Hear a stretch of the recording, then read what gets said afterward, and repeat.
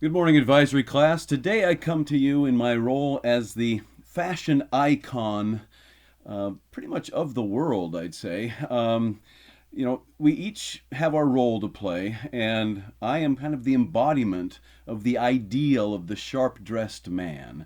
And when you are the ideal or the person without equal in a certain area or virtue, you are the paragon of that ideal or that characteristic. What was that, Heather?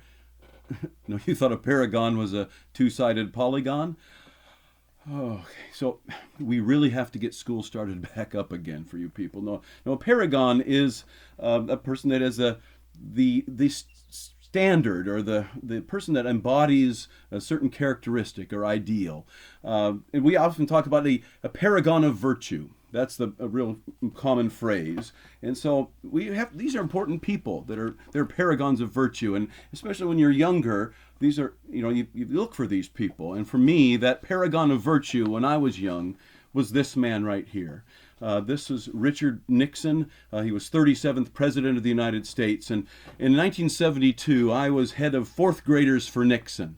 And I'm pretty much a good example of why we don't let fourth graders vote. Okay, but you got to think of it on the bright side. Without him, we wouldn't have great book like All the President's Men, which later became a wonderful movie, and we wouldn't put Gate at the end of all our scandals. So there's some good that comes with all the bad. And so that didn't work out so well, that choice for my paragon of virtue. But then I knew I had to have someone else. So later on, I thought, well, I'll turn to sports. Sports is a good place to find your paragons of virtue. So then I thought, oh, here's a good example. This woman right here could be my paragon of virtue.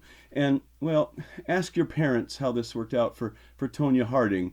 A little disappointment. So then I just kind of thought, well, I'll look a little closer to home, and that's what I recommend. Instead of looking to celebrities and people that you don't really know, kind of look to family members and people like that for your paragons of virtue.